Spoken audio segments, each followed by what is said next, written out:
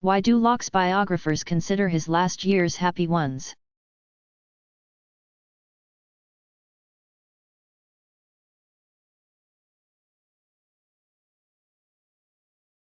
After a life of moving from one place to another, when Locke's health began to fail in the early 1690s, he moved into the home of Damaris Cudworth, who had become Lady Masham. Biographers think it probable that he had been close to proposing to her decades earlier. When Locke joined the Masham household, he was on friendly terms with Sir Francis Masham, Damaris' husband, and he insisted on paying £1 weekly rent, although he would have been welcome as a guest. He brought with him his personal library of 5,000 books and his personal effects, all of which were inventoried on a list that Lady Masham signed, a regular practice for Locke, whenever he moved. The country air at Oates, in Essex, was better for his lungs than London had been, and he was able to continue his writing, receive visitors, and keep up his correspondence until he died. This arrangement, however, was not without its detractors. John Edwards, who believed that Locke's reasonableness of Christianity was a subversive and even atheistic work, referred to Locke as the governor of the Seraglio brothel at Oates.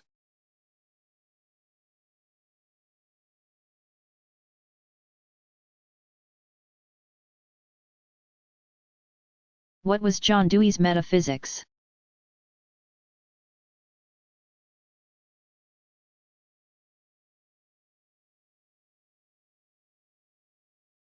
Dewey held that nature has different transactions, or kinds of action, that have mutual causes and effects between or among their components. Dewey's transactions are thus interactions. There are 3 evolutionary levels, or plateaus, of transactions: physiochemical, psychophysical, and human experience. Physiochemical reactions are simply what can be studied by physics and chemistry. Psychophysical transactions are connections between mind and body. Human experience is exactly how things seem to human beings as they go about their lives.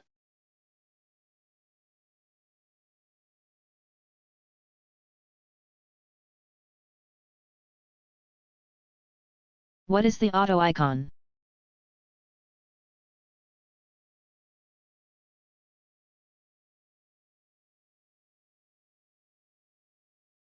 Jeremy Bentham founded University College in London and bequeathed to it something called the autoicon, which contains his own embalmed body. After his death in 1832, the philosopher had his remains preserved and put on display in this large cabinet. It is said that the college council depends on Bentham to resolve tied votes,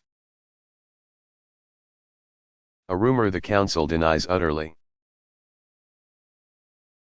The head on display in the autoicon is bogus, however, as the original head was stored more securely elsewhere after it was damaged by student pranksters.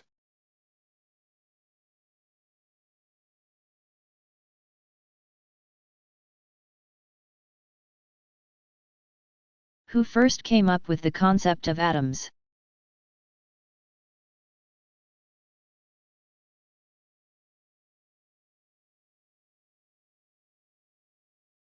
Democritus, c. 460 to 371 BCE. A student of Leucippus, Fluid 450 to 420, who opposed Parmenides and Zeno. c. 490 c. 430 BCE, by saying that empty space is real, said that existence is made up of a very large number of things that cannot be cut apart. He called these things atomos or atoms. Atoms are in motion within infinite space. They collide, and their movement creates a vortex. Out of that, different kinds of things result. The only real qualities that we can perceive are size and shape. Because the atoms have that, but everything else available to the senses is an illusion. Democritus was the originator of what became the modern theory of atoms.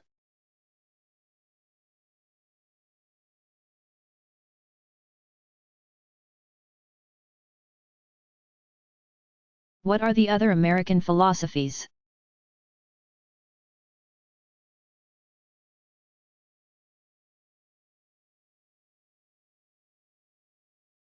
The term here refers to philosophies that represent groups in the Americas that have been politically subordinate to the groups historically represented by the U.S. government.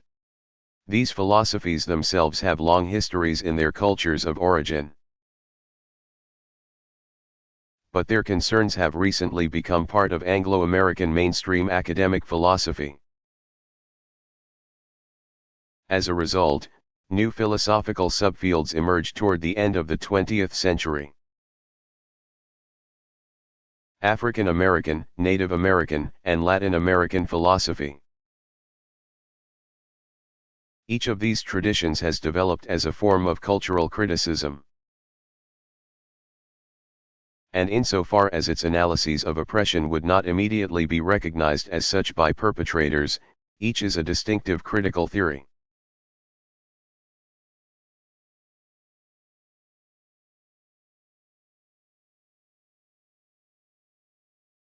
What are the philosophical issues about racial identity?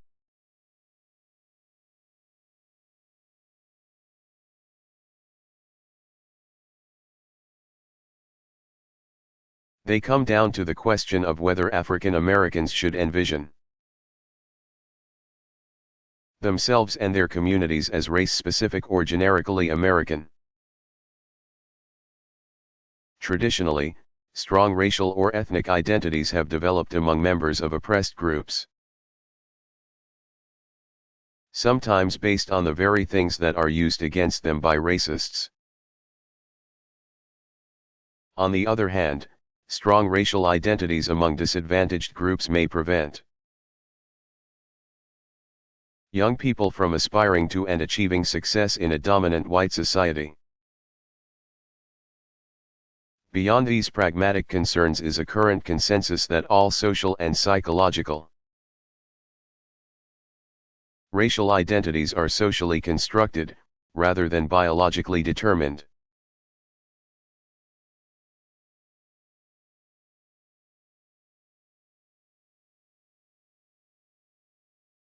Why is the unity or commonality of women important?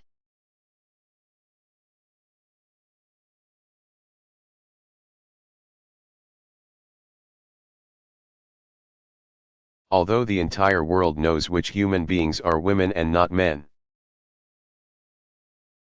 If feminists cannot agree on this matter, then it is not clear how feminism can advocate for the well-being of women.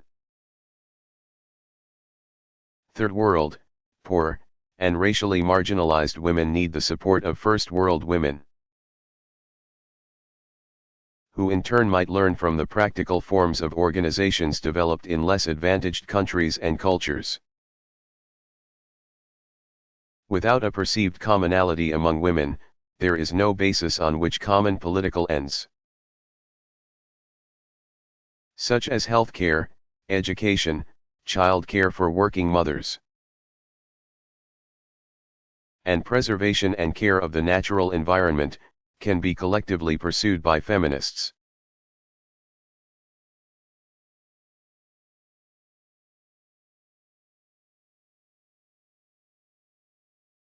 How did feminist epistemology develop?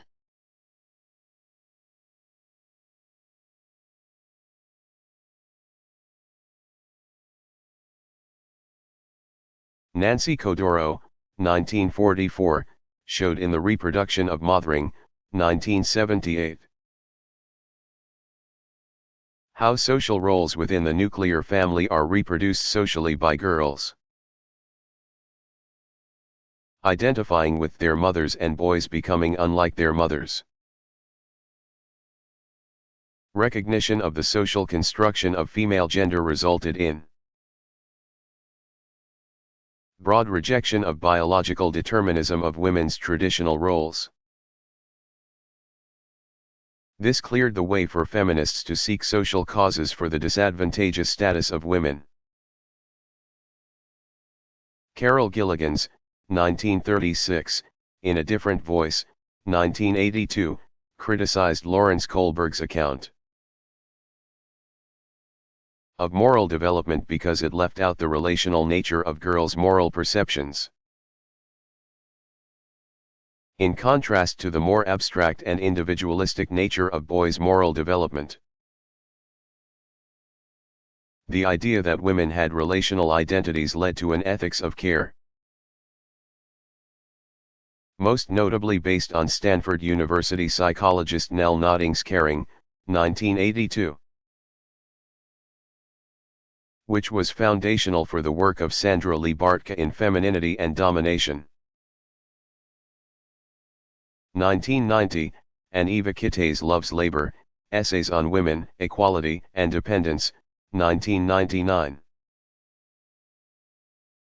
Genevieve Lloyd's The Man of Reason, Male and Female in Western Philosophy, 1984. Sparked a view that philosophy itself had been identified with distinctively masculine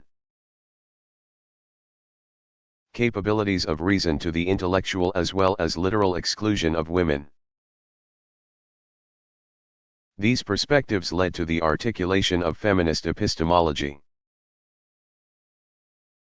stressing connected, rather than individual knowers, or people who learn and come to know things,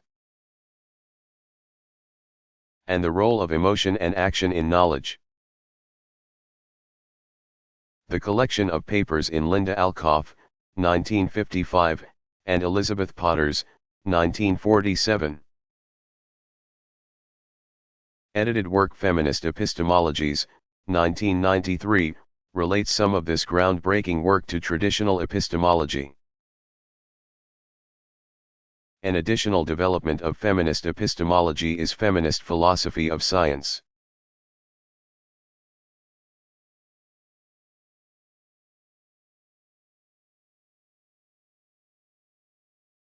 Who was Josiah Royce?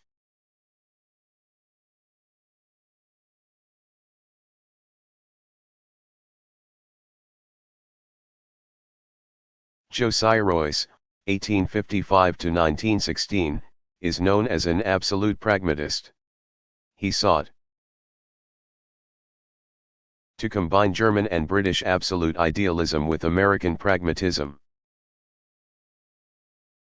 Royce was born in Grass Valley, California, which, at the time following the gold rush, was a mining town. His family moved to San Francisco when he was 11 and he graduated from the University of California in 1875. He then received a PhD from Johns Hopkins University in 1878. Royce also studied at universities in Leipzig and Göttingen, after which he taught English at the University of California for 4 years. In 1882, he was invited to join Harvard's philosophy department, where he eventually became a professor and led a highly acclaimed and distinguished career. Royce's major publications are The World and the Individual, 1899. Sources of Religious Insight, 1912, The Problem of Christianity, 1913, War and Insurance, 1914. The Hope of the Great Community, 1916, and Lectures on Modern Idealism, 1919. Also available is Royce's Logical Essays, Collected Logical Essays of Josiah Royce, 1951.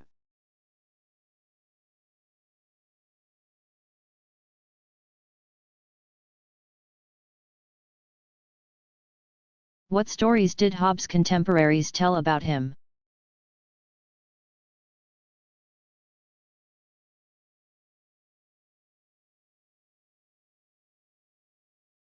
According to the biography of Hobbes written by his contemporary John Aubrey,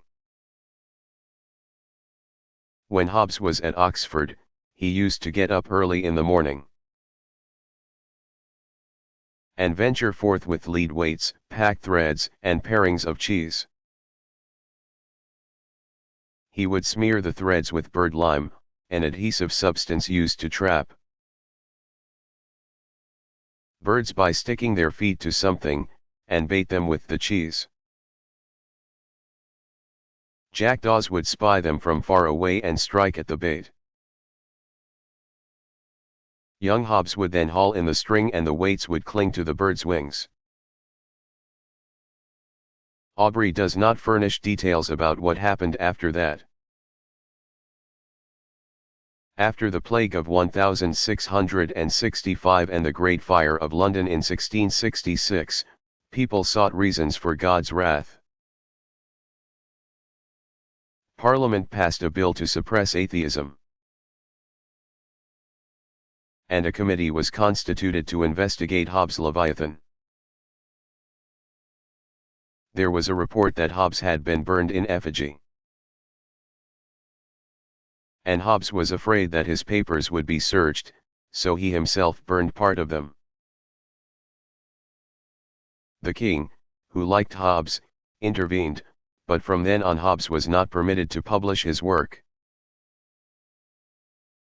Neither the Roman Catholic Church nor Oxford University permitted his books to be read,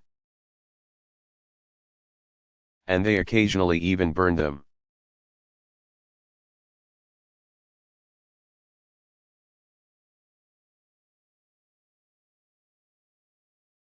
How did skepticism further arguments for faith and mysticism?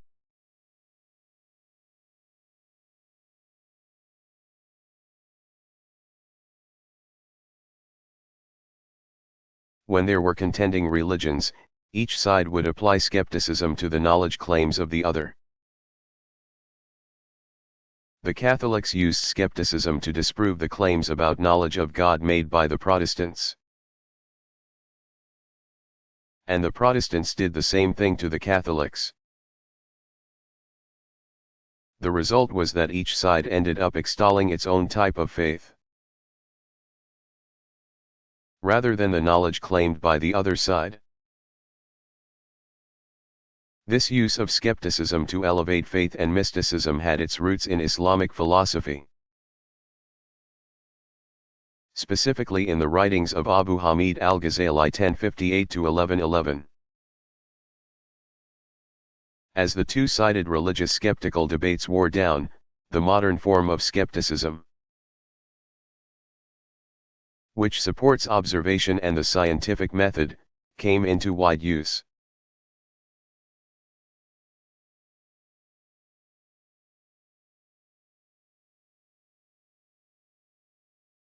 What is feminist philosophy of science?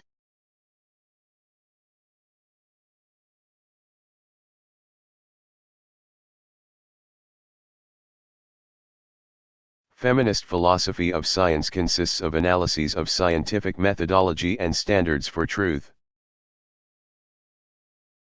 Its focus has been on the ways that the idea of objectivity have excluded knowledge of importance to women.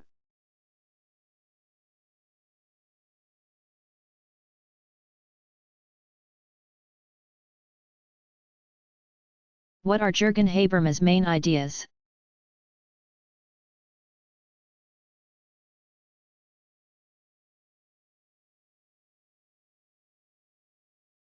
Habermas, 1929, quest has been to find a normative or prescriptive basis for social criticism. As a graduate student, he identified the importance of the public sphere. of political discourse in the 18th century, which did not endure. In his early work, he rejected positivism, Marxism, and the psychoanalytic tradition for their failures to provide a normative foundation. His own goals were liberatory, and he thought that modernity could best be criticized from communicative rationality or progressive discourse, as opposed to merely instrumental or goal-oriented rationality. Habermas has held that formal pragmatics is necessary to clarify the implicit rules that determine who participates in official and institutional discourse. In criticizing these rules, Habermas' conclusion is that such discourse is biased toward bureaucracy and technology or mastery of nature, which is not limited to capitalism. The correction lies in an ongoing dialectic or public discussion, with the ideal of obtaining the agreement of all interested groups. This pluralistic dialectic is itself an ideal speech situation.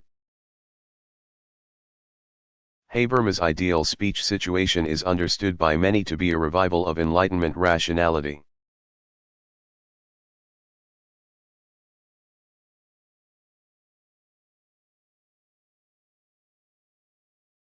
How did the Pyrrhonic skeptics alleviate dogmatism?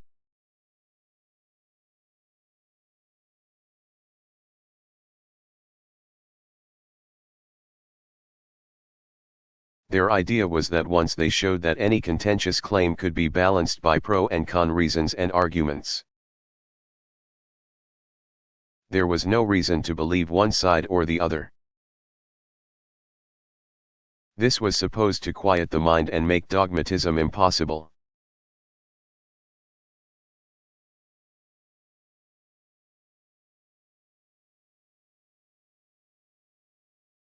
Why was René Descartes' idea of substance a problem for the empiricists?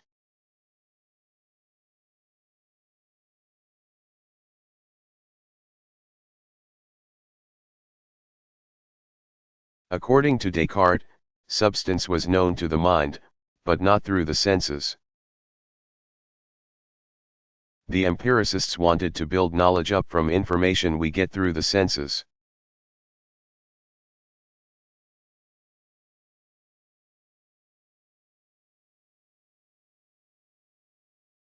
Who was Sigmund Freud?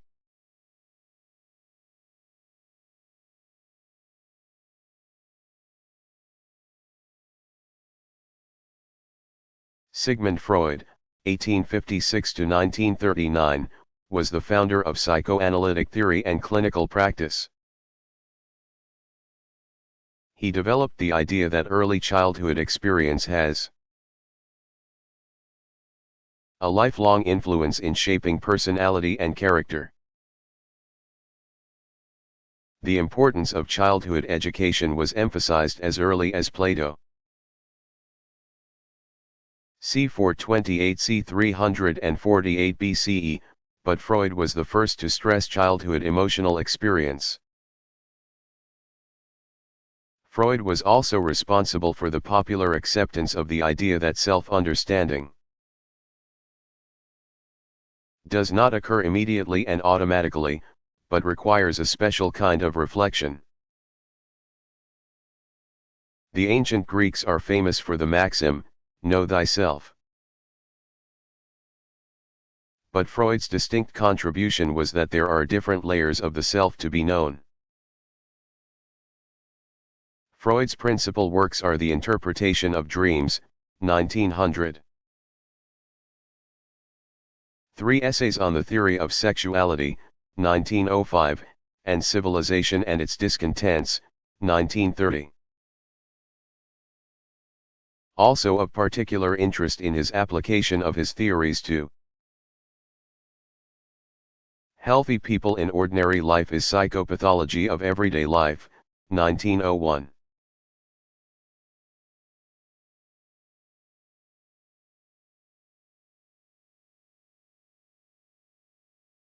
What is the difference between ethics and morals?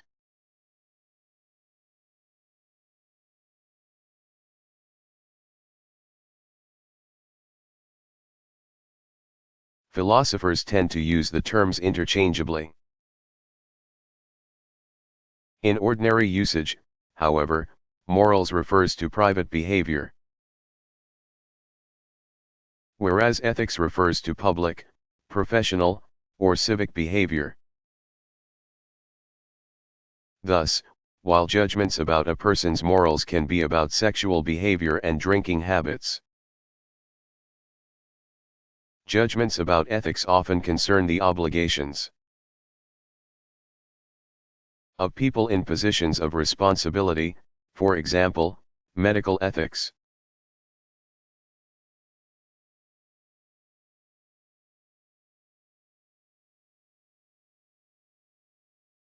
What was Peter Kropotkin's doctrine of anarchist communism?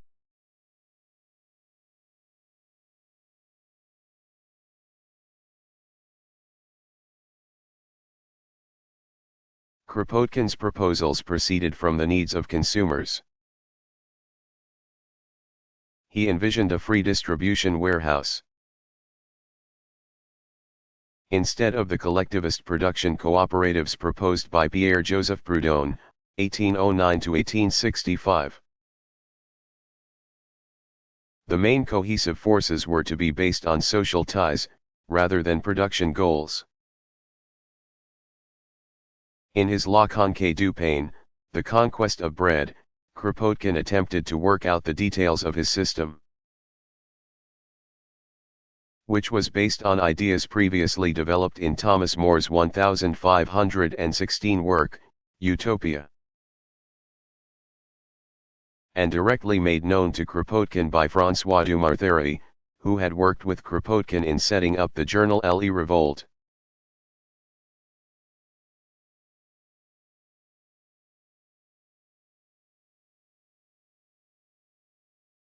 What is French feminism?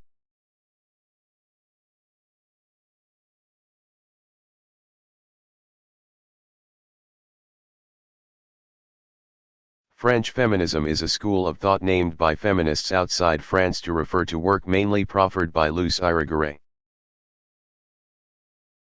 1932, Hélène Sixus, 1937, and Julia Kristeva, 1941.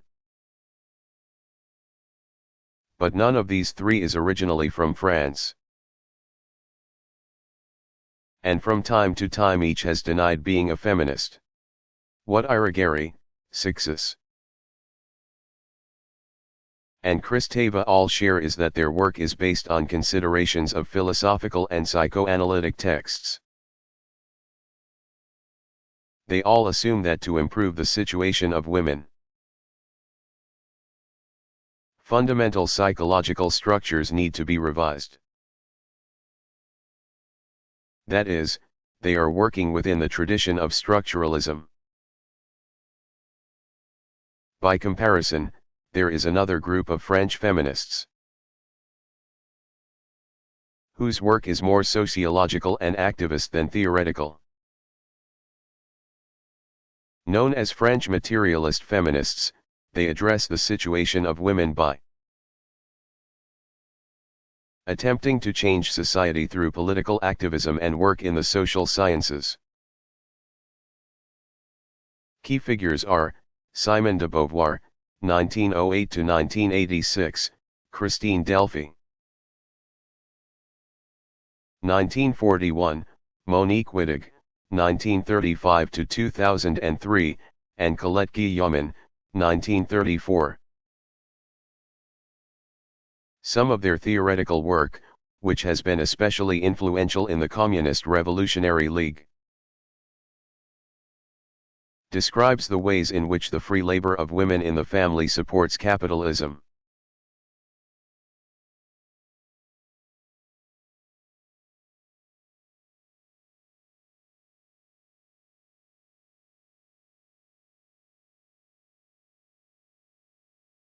What was Francisco Suarez's view of metaphysics?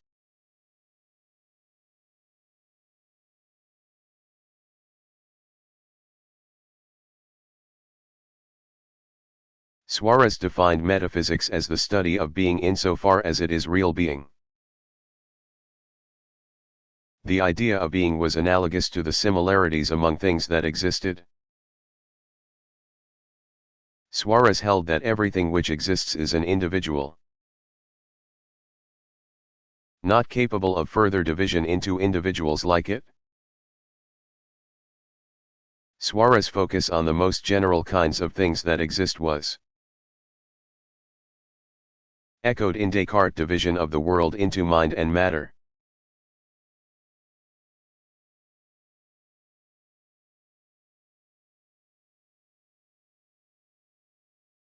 What were the main philosophical aspects of the scientific revolution?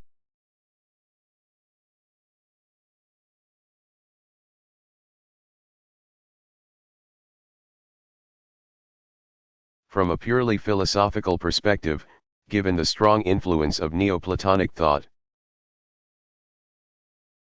in the work of almost all the natural philosophers, beginning with key Italian Renaissance thinkers,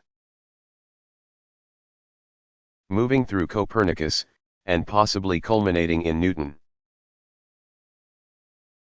The scientific revolution can be viewed as a sustained revolt against Aristotelianism back toward Platonism. But it is more complicated than that. Aristotelianism was directly associated with the power of the Catholic Church, which diminished as much for political and doctrinal reasons during the Reformation and Counter-Reformation as it did in philosophical circles. And, as it turned out, historically within both science and the philosophy of science. The revived influence of Neoplatonic metaphysics was relatively short-lived. By the Age of Reason, or the 18th century Enlightenment, an empirically based rationality and secular reason came to form the educated worldview in the West.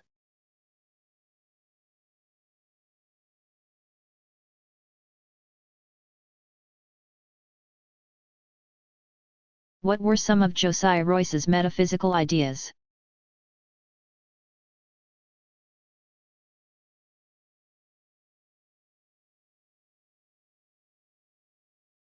Royce's metaphysical system was intended to solve the problems posed by a religious worldview. He believed that what exists is a totality of everything that is known, so that the nature of being can be understood by understanding how it comes to be known. Although knowledge starts with data from the senses, to arrive at the idea of a public object, as well as a past and future, transcendence is necessary. Transcendental judgment is not isolated, but part of a system of judgments. Such a system can account for error as a failure to define an object. An idea is a purpose that seeks an object, but the object in turn clarifies the original idea. The infinite is real, because the absolute, which is one, represents itself along with everything else that mirrors it.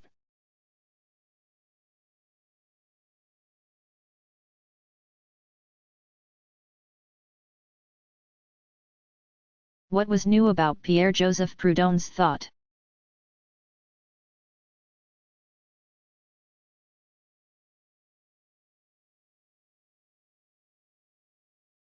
Jean-Jacques Rousseau, 1712–1778, in talking about property in land had made a similar assertion to Proudhon's about property being theft. But Proudhon's innovation was to argue that owners deprive workers of most of the results of their labor, because workers had a right to the results of all of their labor, as well as that labor itself. The amount of private property concentrated in individual or small group hands should be limited. This would require reform in the economic system to establish banks that would grant interest-free loans to poor people. The state would dissolve and there instead would be associations of collectives on a worldwide basis.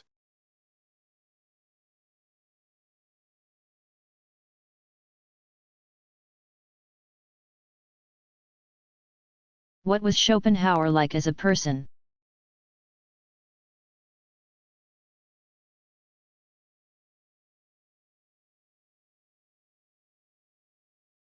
Schopenhauer was willful, misanthropic, and misogynistic, in short, not much of a people person.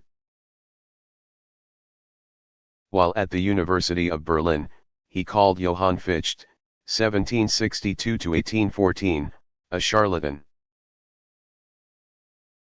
And he later wrote, Fichte, Schelling, and Hegel are in my opinion not philosophers. For they lack the first requirement of a philosopher, namely a seriousness and honesty of inquiry. They are merely sophists who wanted to appear to be, rather than to be, something. They sought not truth but their own interest and advancement in the world. So much for men, in Schopenhauer's opinion. In his 20s, Schopenhauer experienced unrequited love for the mistress of the Duke of Weimar. He and his mother, a successful novelist, quarreled over his treatment of her guests and he never saw her again after age 26. Women, in general, he said, are directly fitted for acting as the nurses and teachers of our early childhood by the fact that they are themselves childish, frivolous, and short-sighted. In a word, they are big children all their life long, an undersized, narrow-shouldered,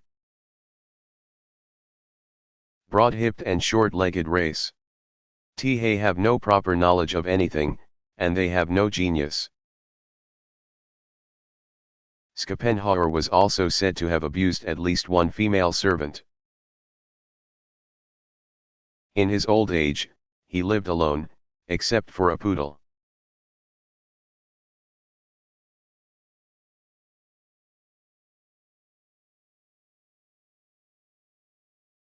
What was the most striking Native American contribution to American philosophy?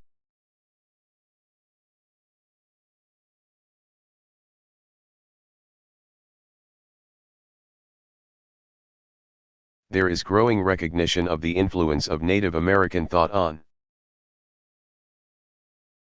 18th and 19th century Euro-American ideas, as well as later on in history. Contemporary pragmatist scholars have traced contemporary concerns with community well-being in a pluralistic society to early Native American attempts to negotiate with Euro-Americans. Others have identified deeper mainstream American cultural debts to indigenous peoples. Robert Pirsig, the author of Zen and the Art of Motorcycle Maintenance, 1974. In his second book, Lila, 1991, draws a fascinating and neglected comparison between what was to become the distinctly direct and plain American style of speech, if not always writing, and speeches in English made by Native American Great Plains leaders. Pirsig quotes 10 Bears, speaking in 1867 to other Native Americans and representatives from Washington. I was born on the prairie, where the wind blew free, and there was nothing to break the light of the sun. I was born where there were no enclosures, and where everything drew a free breath. I want to die there and not within walls. I lived like my father before me. And like them I lived happily. While pragmatists such as John Dewey, 1859–1952, were often prolix. Their writing was nevertheless direct and innocent of the high style of European abstraction and unnecessary embellishment. Their ideas were not unnecessarily complicated. The same can be said of much New England transcendentalist writing, although maybe not of the St. Louis Hegelians, of the more idealist pragmatists such as Charles Sanders Peirce. 1839–1914, and Josiah Royce, 1855–1916, or the process philosophers Alfred North Whitehead. 1861–1947, and his follower Charles Hartshorne, 1897–2000.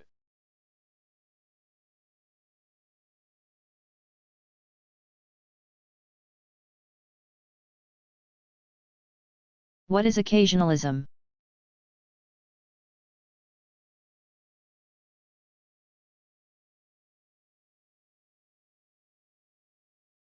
Occasionalism is the theory that nothing in real life ever caused anything else. God determined everything that each thing would do when he created the world. So, when one pool ball hits another and the second moves, the first pool ball does not cause the second to move because the second ball was already programmed to move that way on its own.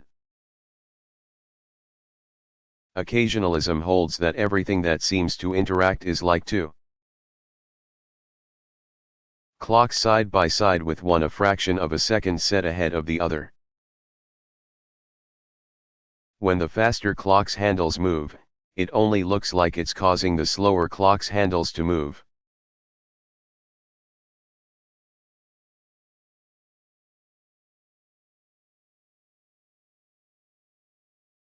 Why is George Berkeley considered either an aberration or an obstacle?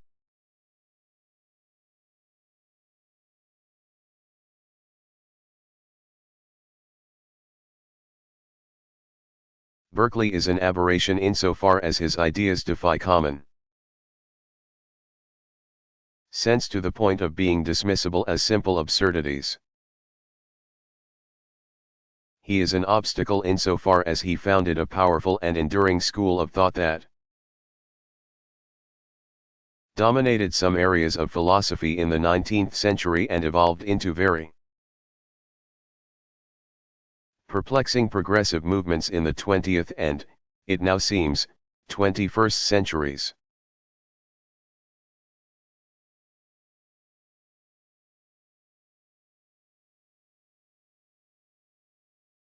What are the Socratic paradoxes?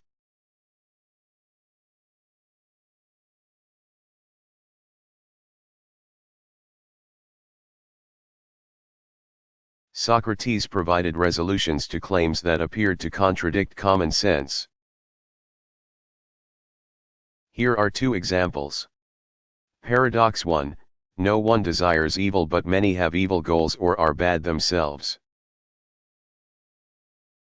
This is because those who pursue evil do not know that it is evil. That is, the source of evil is ignorance. Paradox 2, it is better to be the victim of injustice than the perpetrator.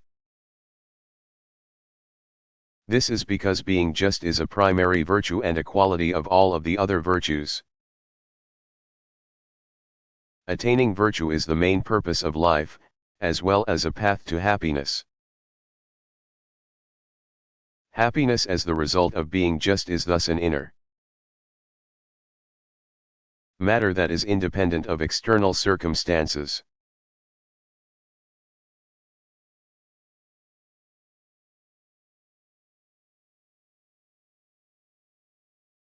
Who was Pierre-Joseph Proudhon?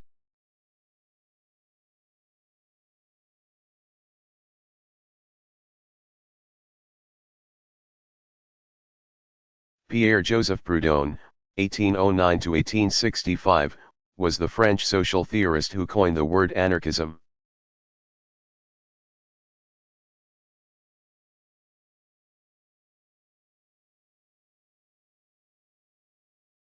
Who is Daniel C. Dennett?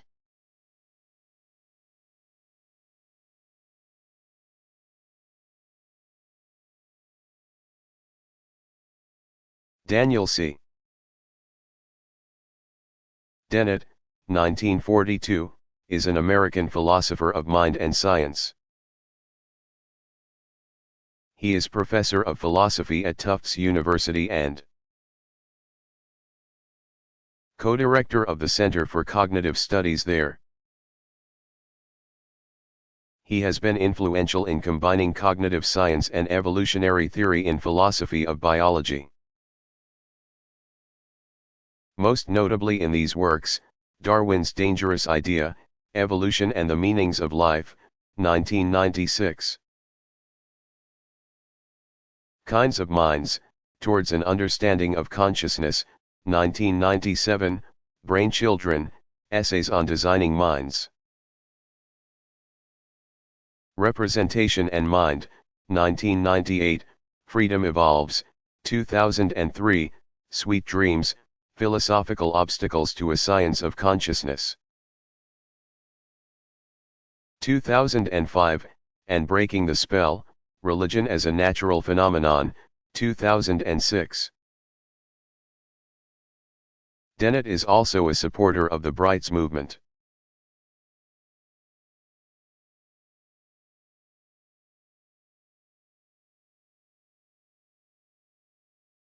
What was Martin Heidegger's theory of time?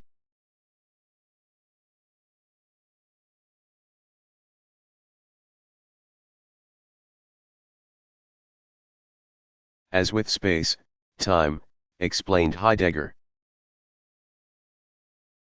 is a creation of Dasein based on its concern for things beyond its immediate self.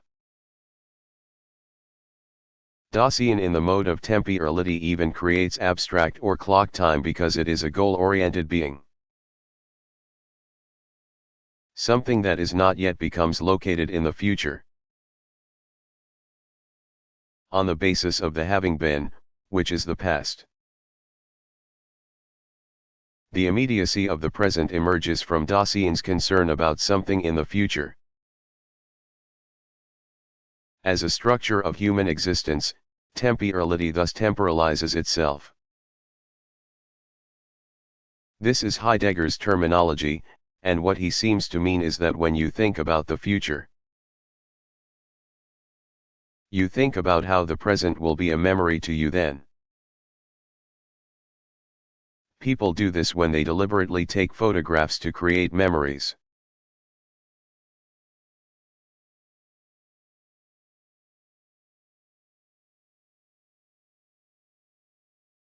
Who was Galacticos?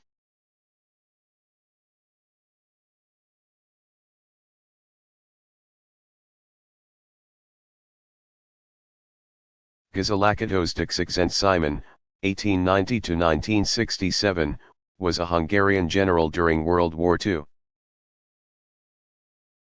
As well as Prime Minister of Hungary from August to October of 1944. In August 1944, Lakatos and Miklos Horthy overthrew the German government of Hungary with one tank. While in power, they prevented the deportation of Jews. The Germans retaliated by kidnapping Horthy's son. Horthy surrendered and Lakatos stepped down. When the war was over, Lakatos immigrated to Australia. Imre adopted Lakatos' name because he found his personal courage in the service of freedom very inspirational.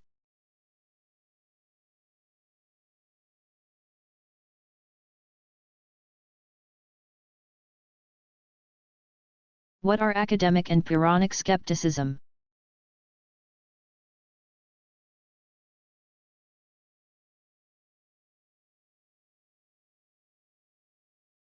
In the Renaissance and early modern revival of ancient Greek ideas, academic skepticism was the position that no knowledge is possible, whereas Pyrrhonic skepticism was the position that we do not have enough evidence to know whether any knowledge is possible. The conclusion of Pyrrhonic skepticism is that all judgment on all questions about knowledge should be suspended.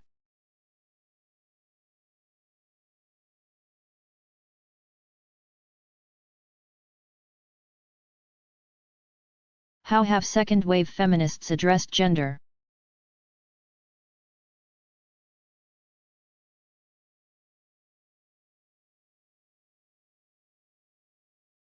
They have criticized the social norm of compulsive heterosexuality, on the grounds that the human sex-gender system is a system of power that benefits men at the expense of women. Some of this work has consisted of the deconstruction of gender as natural and a valorization of love between women. Judith Butler, the professor of rhetoric and comparative literature at the University of California at Berkeley,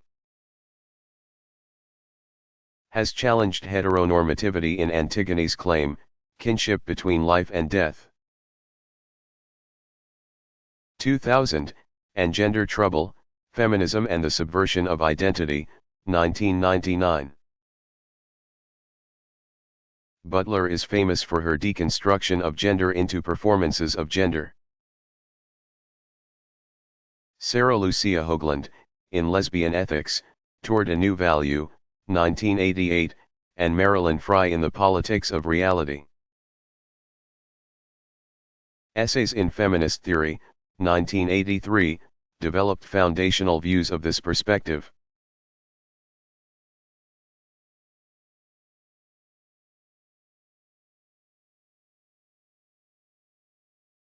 How did William James express his own will to believe?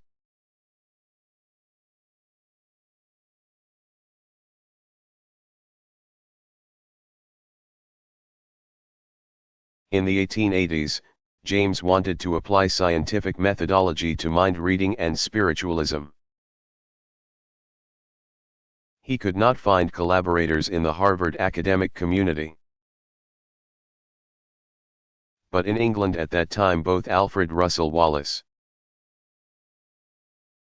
who had discovered the theory of evolution at the same time as Charles Darwin, and the moral philosopher Henry Sidgwick, 1838 to 1900, and his wife, Nora, were already interested in subjects of this sort.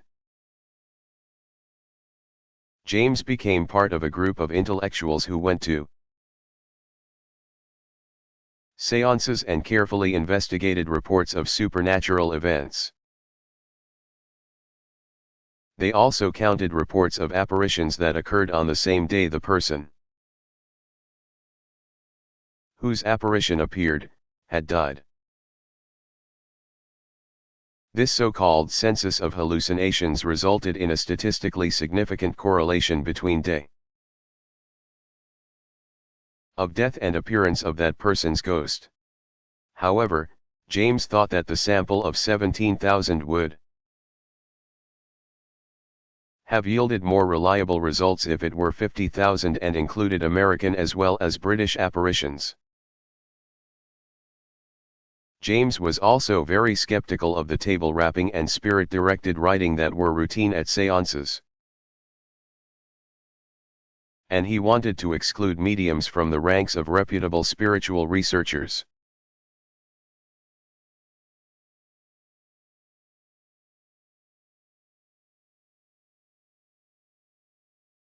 What was Bernard Bosanquet's aesthetic theory?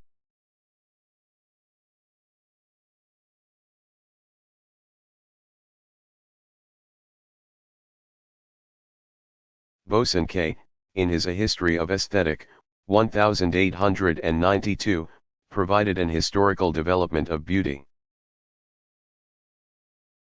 In the ancient world, beauty was imitation, whereas in Hegel's objective idealist philosophy, beauty is reality itself. Following Immanuel Kant, 1724 to 1804, he held that we experience objects as beautiful because they present the structures and organizing qualities of reason in perceptible forms.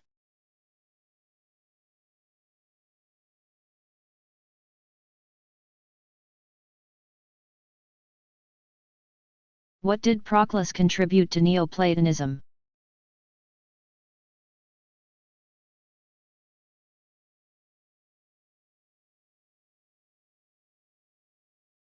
Proclus, 412 to 485, wrote Elements of Theology and Plato's Theology,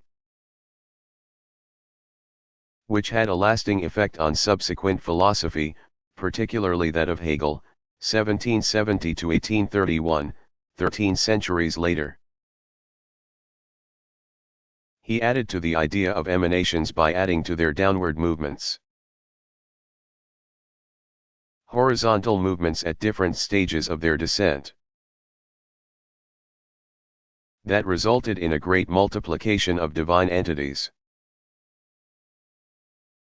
or Henids, with which Proclus associated Greek deities. He also developed the triadic ruling principle of remaining, preceding, returning. That is, the deity remained what it was while its emanations proceeded downward to ordinary existence. And human understanding of this process and communion with the deity constituted returning. Aside from his spiritual work, Proclus wrote on mathematics, astronomy, physics, and literary criticism.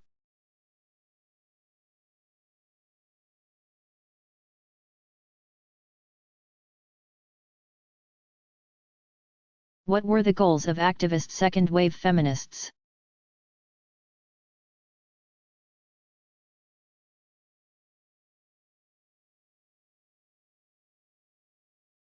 Equality with men in employment, an end to violence against women, full equality of women in public life, including access to the highest offices of government, and top executive positions in all social institutions, were all goals of the second wave. Full acceptance of lesbians and non-traditional families remain ongoing political ideals, as do universal health care and child care for working mothers in the United States. The problem of the second shift, or the fact that working women still do disproportionate amounts of domestic work and child care in their homes, is another overhanging problem. See In the Second Shift 1990 by Arlie Russell Hochschild and Ann Machen.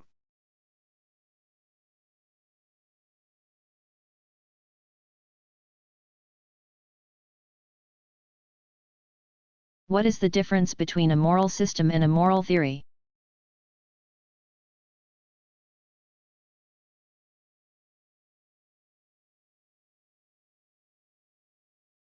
A moral system specifies principles according to which people should act, such as deontological or duty ethics, utilitarianism, or virtue ethics. A moral theory is an account of basic moral terms such as good or evil and the nature of moral judgments and arguments. Moral theorists may also compare different moral systems.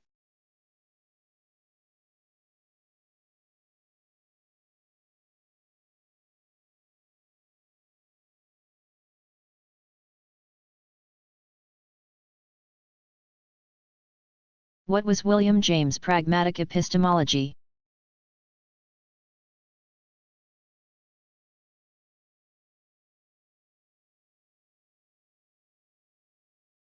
He accepted that statements are true or false claims about what exists.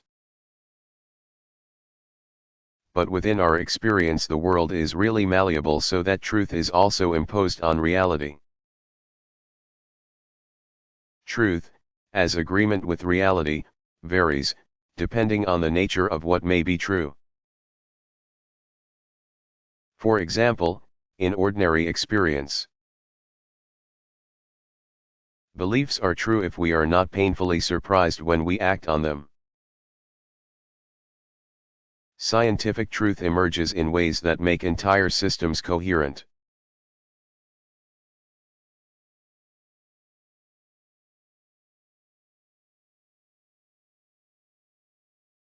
What was skepticism?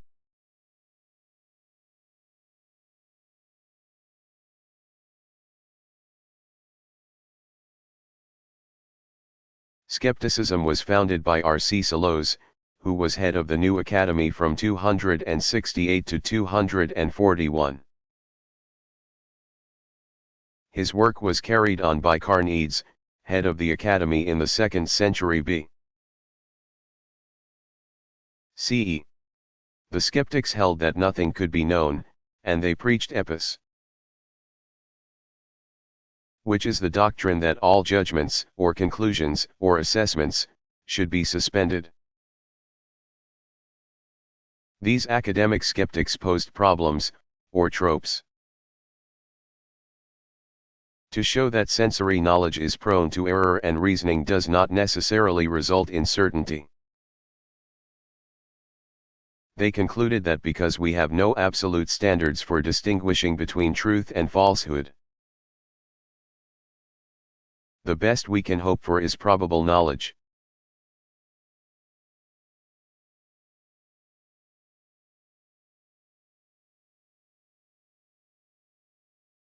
Who was Henry Sidgwick?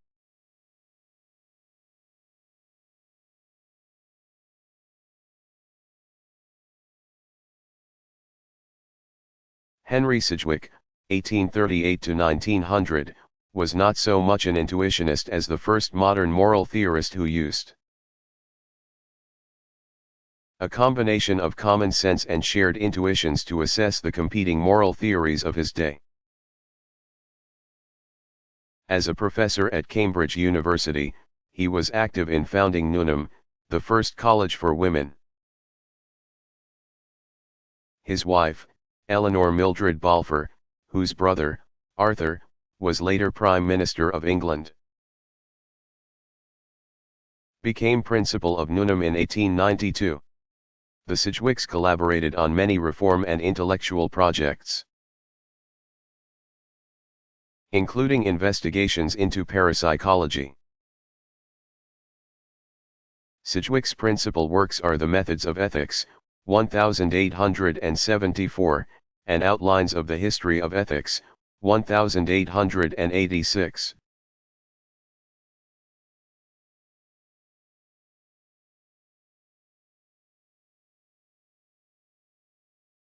Is there a sharp distinction between Enlightenment philosophers and other intellectuals?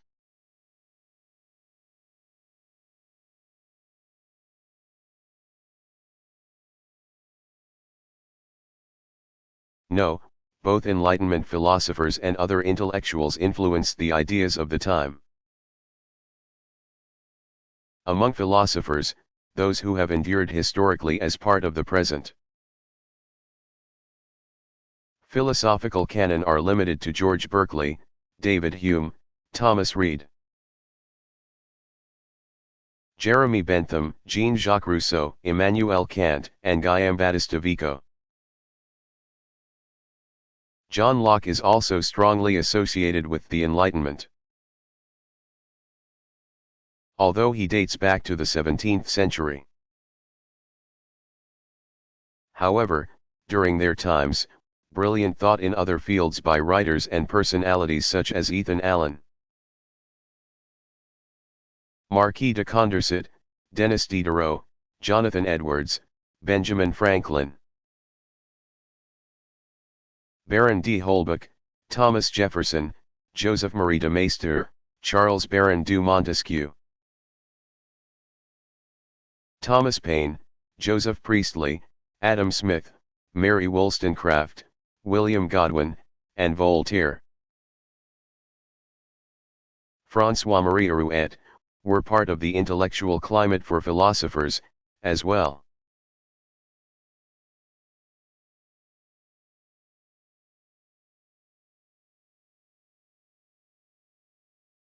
What was new about the thinking of the pre-Socratics?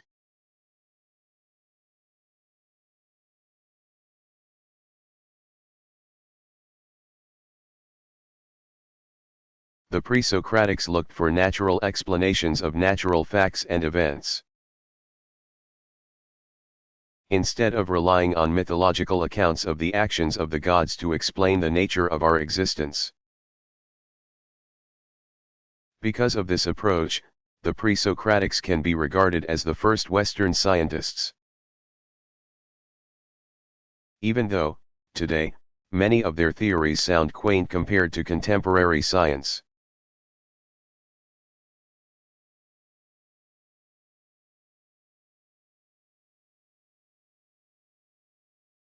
Was Michel Foucault an existentialist?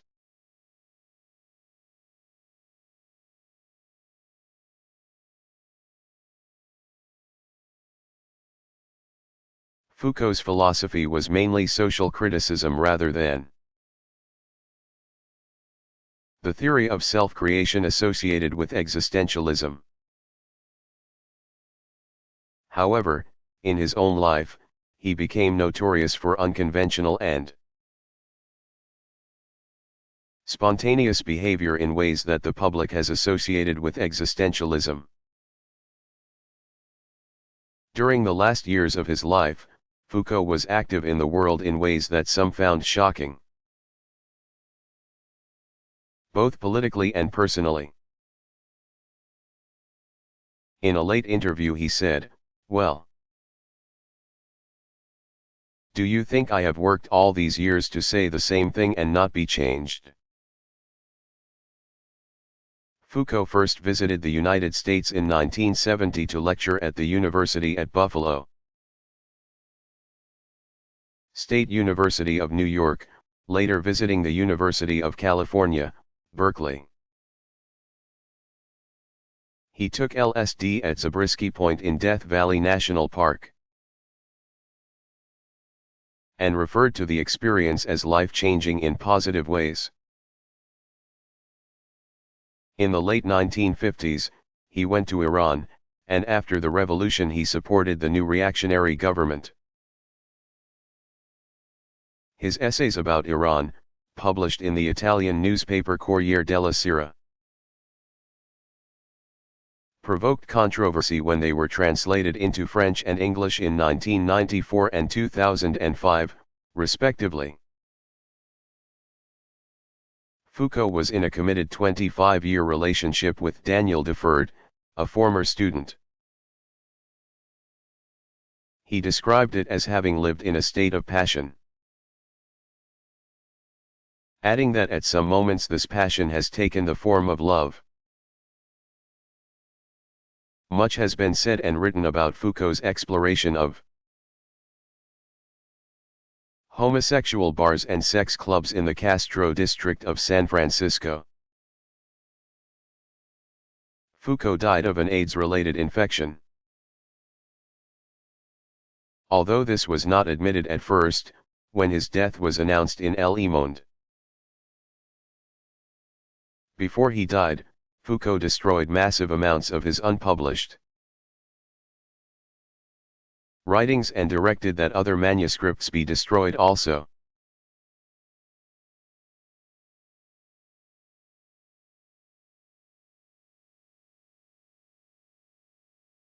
Who is Ruth Barkin Marcus?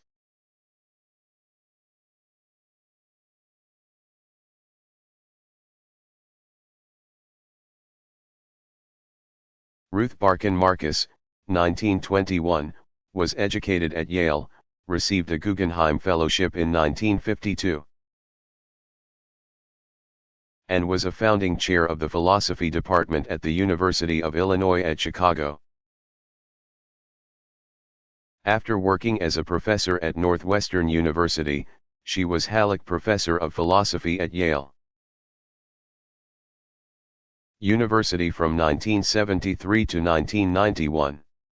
She worked in the formal subjects of quantification theory and modal logic, sometimes in disagreement with W. V. O'Quine, 1908 to 2000. One of her most striking achievements was an early formulation of the new causal theory of reference, made famous by Hilary Putnam, 1926, and Saul Kripke, 1940. The causal theory of reference held that words for things have a history from the first time someone used a specific word to stand for a specific object or idea. For example, we call apples apples because that word was the first at some time, in some specific place, to be used to name the fruit. As proponents of the causal theory of reference put it, apples were baptized apples. Marcus' groundbreaking journal articles are collected in Modalities, Philosophical Essays, 1993. She received the American Philosophical Association Quinn Prize for service to the profession in 2007.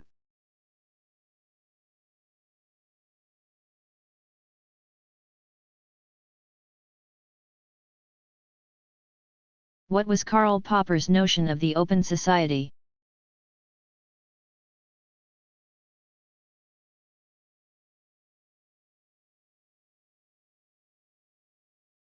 Beginning with a criticism of Plato, c. 428 c. 348 BCE, and Karl Marx, 1818–1883. Popper argued that Plato's philosopher kings represented an unattainable ideal of human wisdom and that Marx was mistaken in believing that human history has a moral dimension. Popper reasoned that rulers are always fallible human beings. Furthermore, Popper rejected historicism, or the view that history is determined by group actions, and holism, or the view that only groups are causal agents in society. He did not think that the social sciences had evidence for either the existence of impersonal forces in history or the view that anything other than individuals could make things happen. Popper did not think it was possible for rulers to predict the consequences of their actions and policies. His grounds for this were the philosophical impossibility of anyone being able to predict the future. In an open society, policies should therefore be undertaken as hypotheses that are open to being proved false. Because rulers were capable of fooling themselves and others about the success of their policies, it should be left up to the people to evaluate whether a program was successful. And if it were assessed unsuccessful, then another program should be instigated, subject to the same corrections. Popper believed that if societies were not open in this way, then totalitarianism and repression of individual liberties would ensue.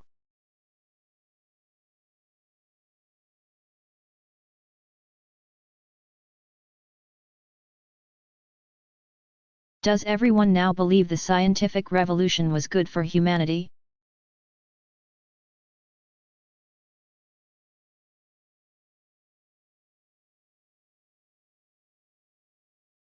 Few can deny the value of an objective, factual understanding of the natural world. Modern technology that resulted from this knowledge has prolonged life, added to comfort, and made all human beings more mobile. There is also an understanding that knowledge should be open and that science is subject to revision,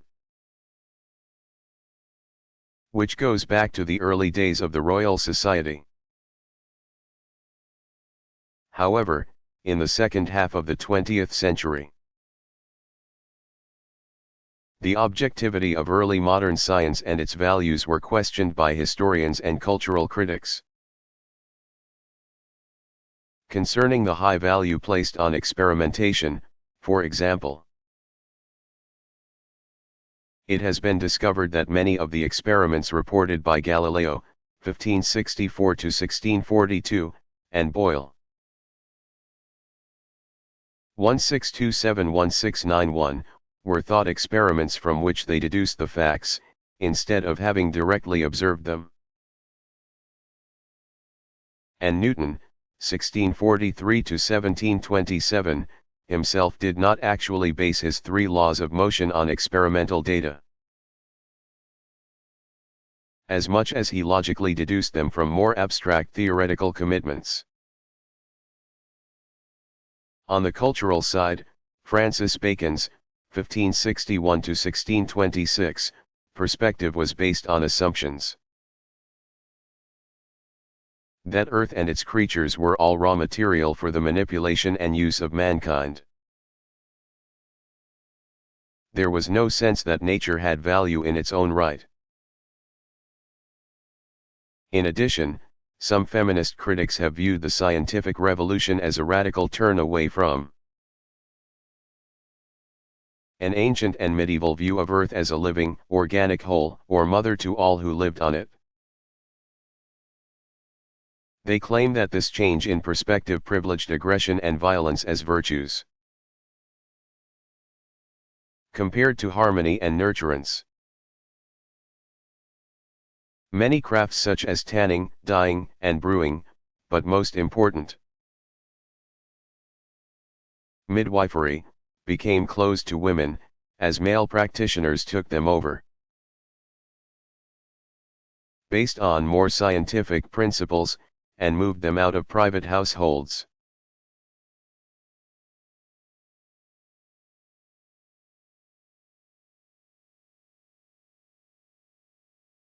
Why did Søren Kierkegaard believe Friedrich Hegel did not write to him?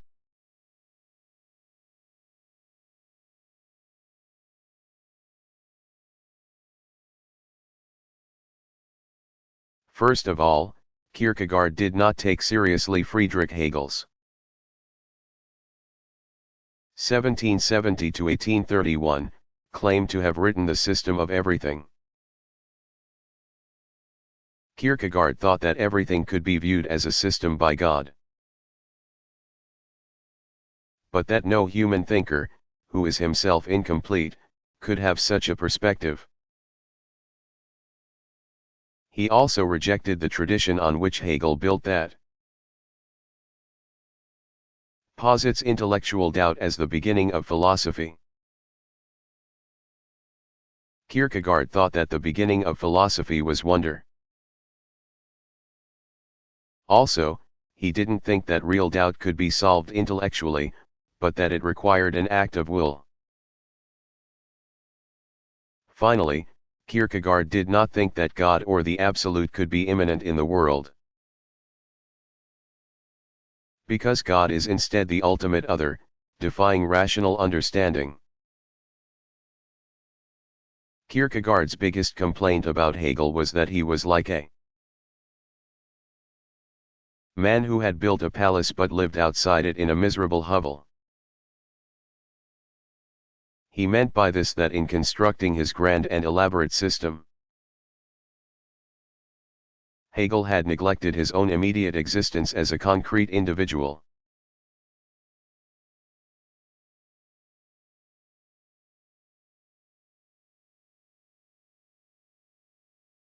What are some key facts about Edmund Husserl's life and career?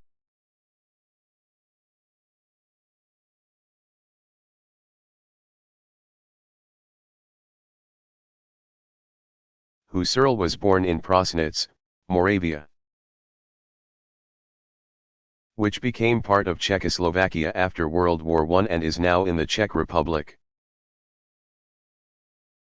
His family was Jewish. Husserl studied mathematics in Leipzig and Berlin, and then got his PhD in Vienna in 1883, writing contributions to the calculus of variations that year. For the next 2 years, he studied psychology and philosophy with Franz Brentano. 1837 to 1917, and then went to the University of Halle for his habilitation. Preparation for university teaching, under a student of Brentano. He wrote on the concept of number, which he revised 4 years later, in 1891, as Philosophy of Arithmetic. In 1886 Husserl converted to Christianity, taking the name Edmund Gustav Albrecht Husserl. The next year, he married Malvine Steinschneider, who was to prove a valuable source of information about his work and intentions to academic colleagues. They had a daughter and 2 sons. In 1901, the Husserls moved to the University of Göttingen.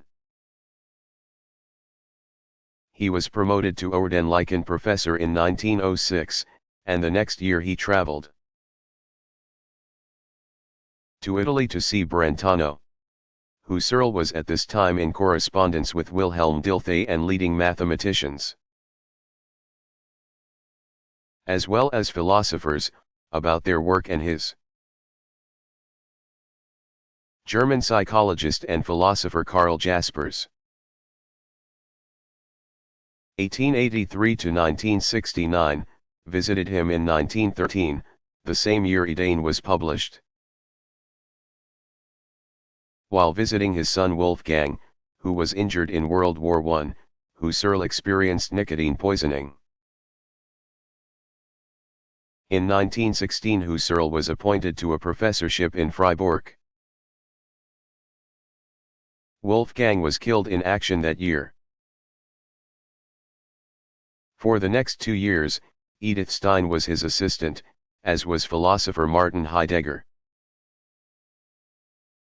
1889 to 1976, for whom he obtained a lectureship and helped get an assistant professorship in 1919. The next year, his son Gerhard was wounded, although he recovered. Over the following decade, Husserl and Heidegger were in contact, exchanging ideas and manuscripts. Because of his Jewish birth, in 1933 the German government barred Husserl from using the library at Freiburg University or any other German academic institution. Although after an immediate public outcry, he was reinstated a week later by a decree. Husserl resigned from the Deutsche Akademie several months after that. His leaving was not only a matter of what had happened at Freiburg, but of the growing danger to all Jews in Germany at that time. He was then appointed to the School of Philosophy at the University of Southern California, but declined because his assistant, Eugen Fink, was not permitted to accompany him. Husserl was not allowed to participate in the Paris Congress of Philosophers. In 1937, at his cremation the next year, Eugen Fink eulogized him. Fink had been Husserl's dedicated and collaborative research assistant for 10 years. In his own work, Fink was to eventually turn from Husserl's philosophical perspective to that of Heidegger. Husserl had only published 6 books during his lifetime, but he had a huge collection of papers and manuscripts. Fearing that the Nazis would destroy them, the Belgian philosopher Herman Leo van Breda, 1911 to 1974, took them out of Germany, where they became part of the Husserl archives in Louvain after World War II.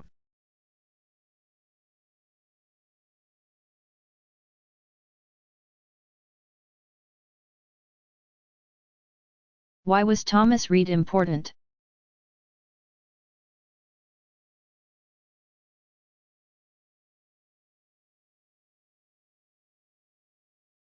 Thomas Reid, 1710 to 1796, was the founder of Scottish common sense philosophy, which was prominent in English thought during the first half of the 19th century, and was revived by G. E. Moore, 1873–1958, in his attack on idealism in the 20th century.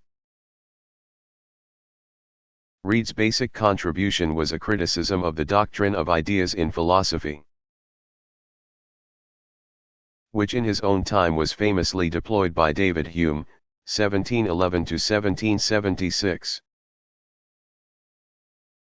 Although it had strong predecessors in John Locke, 1632–1704, and George Berkeley, 1685–1783. Reid believed that it is impossible that what we know are sensations or ideas in the mind, because this can't account for the immediacy of our experience of objects present to the senses. Motion, or our experience of our own selves. Reid thought that we directly know real objects in the world, just like we assume in common sense. For example, when you look at a computer screen as you type, you do not perceive the idea of the screen, but rather the screen itself. His common sense was to insist on the location of the knower directly in the world, with no mediation in the mind by ideas, sensations, or impressions.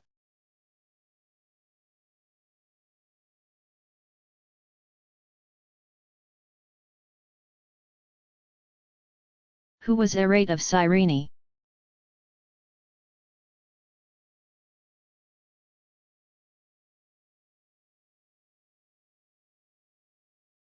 Arete of Cyrene, c.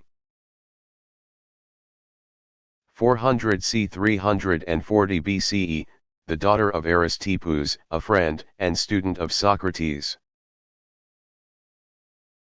who was present at his death, succeeded her father as head of the Cyrenaic school. She taught ethics in the hedonistic tradition and natural philosophy, for 30 years.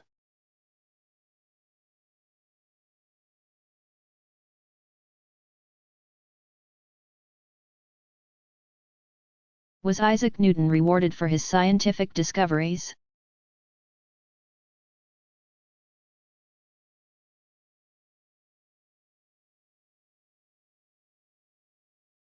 Relatively poor and without family wealth or a patron, Newton finally received the comfortable position as Warden of the Mint in 1695. He administered the complicated project of recoinage with expertise. Echoing Copernicus, 1473–1543, contributions to recoinage in Poland about 170 years earlier. Recoinage involved calling in all of the coins in circulation and exchanging them for new ones. Perhaps like Copernicus, and also having the benefit of Gresham's law, that bad coinage drives good coinage out of circulation.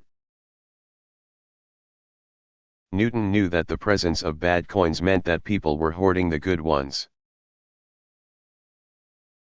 This was a serious economic problem at the time because England was an economy based on cash,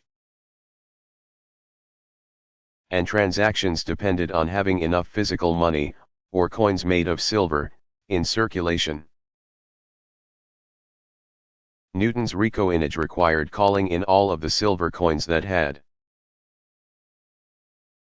been clipped for their metallic value, chunks literally cut out of them around the circumference, and reissuing milled coins that could not be clipped. Newton also advocated that counterfeiters be hanged.